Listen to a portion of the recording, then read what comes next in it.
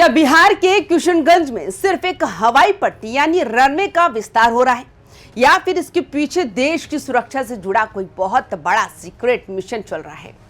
जब एक छोटे से इलाके के एयरपोर्ट के लिए सरकार अचानक करोड़ों रुपए का मुआवजा मंजूर करते जमीन का अधिग्रहण तेज हो जाए, तो क्या बात सिर्फ व्यापार और पर्यटन तक सीमित होती है?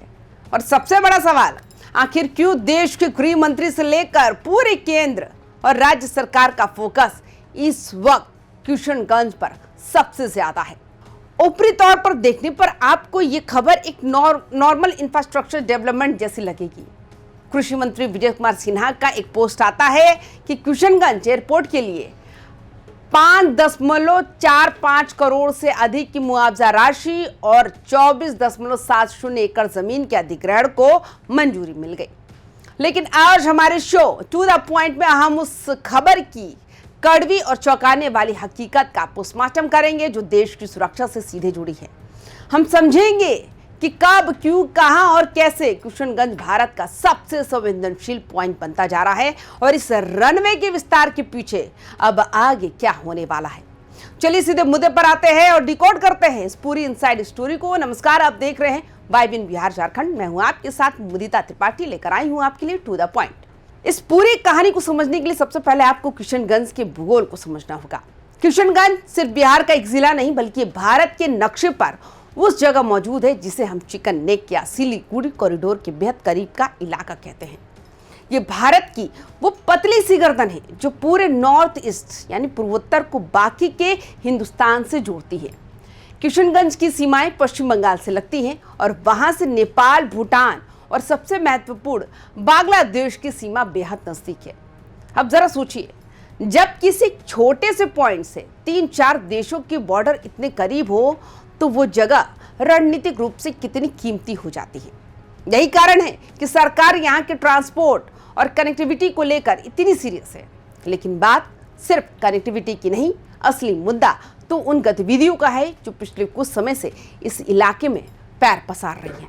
यहाँ रुककर हमें चिकन नेक के उस कड़वे सच को भी समझना होगा जिसे मिलिट्री की भाषा में सिलीगुड़ी कॉरिडोर कहा जाता है। यह मात्र 20 से 22 किलोमीटर चौड़ी जमीन की एक पट्टी है। अगर कभी कोई दुश्मन देश के इस हिस्से पर कब्जा कर ले या इसे ब्लॉक कर दे तो हमारा पूरा उत्तर पूर्वी भारत देश के बाकी हिस्सों से पूरी तरह कट जाएगा। किशनगंज इसी कॉरिडोर की ढाल है। यही वजह है कि मिलिट्री के रणनीतिकार हमेशा इस बात पर जोर देते हैं कि इस इलाके में इंफ्रास्ट्रक्चर इतना मजबूत होना चाहिए कि संकट के समय दिल्ली से सेना को मूव करने में घंटों का नहीं बल्कि कुछ ही मिनटों का समय लगे। ये रनवे दरअसल उसी रैपिड एक्शन की तैयारी का पहला हिस्सा है। अब आते हैं उस संवेदनशील और गंभीर मुद्दे पर जिसके बारे में खुलकर बात करने से अक्सर लोग बचते हैं। किशनगंज की डेमोग्राफी यानी वहां की आबादी का संतुलन पिछले कुछ दशकों में बहुत तेजी से बदला है। आंकड़ों की माने तो आज किशनगंज में एक विशेष समुदाय यानी मुसलमानों की आबादी लगभग 70% तक पहुंच चुकी है। सीमावर्ती इलाकों में आबादी का इस तरह अचानक बढ़ना सिर्फ एक सामान्य बात नहीं है। राजनीतिक और सुरक्षा विश्लेषकों का मानना है कि नेपाल, बंगाल और बांग्लादेश के रास्ते होने वाली अवैध घुसपैठ ने इस पूरे इलाके का ताना बाना बदल दिया। यहाँ चल क्या रहा है? इंटरनेशनल बॉर्डर्स के खुले होने का फायदा उठाकर घुसपैठिए भारत में दाखिल होते हैं।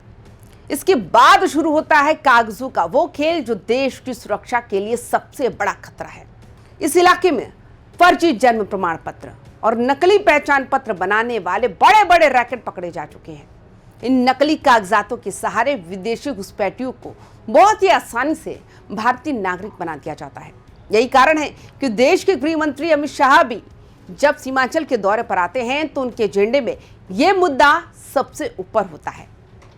इस डेमोग्राफी के बदलने के पीछे जो सबसे बड़ा खेल है वो है पहचान पत्रों का अवैध सिंडिकेट। जांच एजेंसियों के हाथ कई ऐसे दस्तावेज लगे हैं जो ये साफ करते हैं कि बॉर्डर पार से आने वाले लोगों को रातों रात स्थानीय पतों पर वैध कागजात मुहैया करा दिए जाते हैं।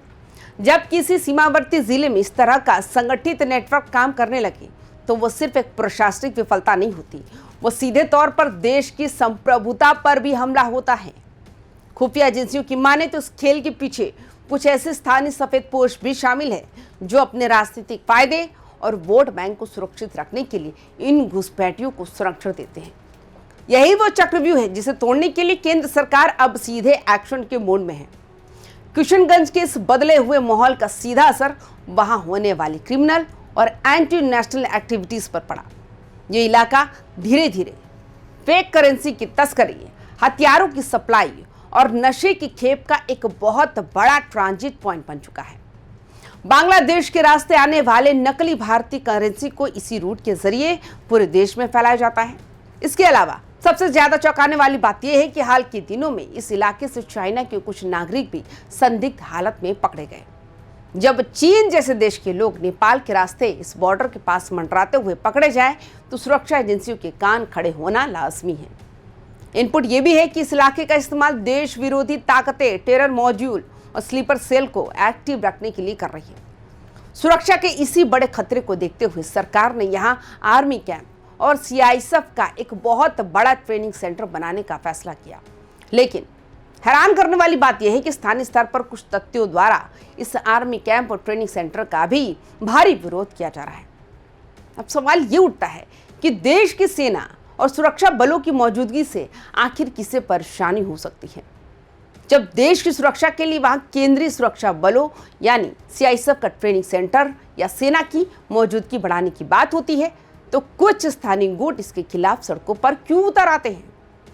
विरोध के पीछे अक्सर ये तर्क दिया जाता है कि इससे स्थानीय लोगों की जमीनें जा रही हैं या उनकी आज़ादी पर बंदिशें लगेंगी।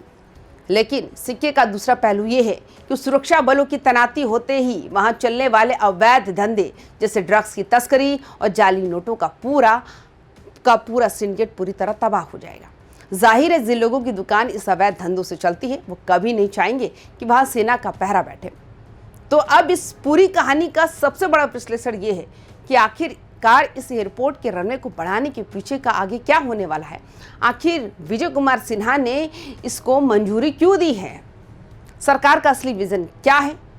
पहला ये हो सकता है कि इस रनवे का विस्तार सिर्फ आम जनता की हवाई यात्रा के लिए नहीं किया जा रहा है। इसके पीछे की असली गुत्थी ये है कि किसी भी आपातकालीन स्थिति यानी इमरजेंसी या युद्ध जैसे हालात में भारतीय वायुसेना यानी एयरफोर्स के लड़ाकू विमान और भारी मालवाहक जहाज बिना एक सेकंड गवाए यहाँ सीधे लैंड कर सके। अगर भविष्य में चिकन नेक या सीमा पर कोई भी अप्रिय घटना होती है तो हमारी सेना को तुरंत बैकअप देने के लिए ये रनवे एक लाइफलाइन की तरह काम करेगा। दूसरा पहलू ये हो सकता है कि आर्मी कैंप, सीआईएसएफ सेंटर और अब इस रनवे का विस्तार, ये तीनों चीजें मिलकर किशनगंज को एक अवैध किले में तब्दील कर रही हैं। सरकार ने साफ संदेश दे दिया है कि देश विरोधी गतिविधियों और घुसपैठ को रोकने के लिए वो किसी भी हद तक सख्त कदम उठाने को तैयार है। तीसरा पहलू ये होगा कि भले ही कागजों पर इसे व्यापार, पर्यटन और नेपाल बांग्लादेश के साथ बिजनेस बढ़ाने का जरिया बताया जा रहा हो, लेकिन असल प्राथमिकता राष्ट्रीय सुरक्षा ही है। जब तक ये इलाका सुरक्षित नहीं होगा तब तक पूरे देश की सुरक्षा खतरे में रहेगी। निष्कर्ष ये है कि किशनगंज का ये रनवे सिर्फ डामर और कंक्रीट का एक टुकड़ा नहीं है, बल्कि ये भारत की सीमाओं की रक्षा करने वाला एक बहुत बड़ा रणनीतिक हथियार बनने जा रहा है। सरकार इस पूरे इलाके को देश विरोधी ताकतों के चंगुल से निकालकर पूरी तरह से अपने कंट्रोल में लेने की तैयारी कर चुकी है। तो दोस्तों, आपको क्या लगता है, क्या किशनगंज जैसे संवेदनशील इलाके में आर्मी कैंप और एयरफोर्स की पहुंच को मजबूत करना देश की सुरक्षा के लिए सबसे जरूरी कदम है? कमेंट बॉक्स में अपनी राय टू द पॉइंट जरूर लिखिए। हमारे आज के शो में बस इतना ही। अगर ये एनालिसिस आपको पसंद आया हो तो चैनल को सब्सक्राइब करना ना भूलें। मिलते हैं जल्द अगले एपिसोड में, तब तक के लिए रखिए अपना ख्याल। नमस्कार।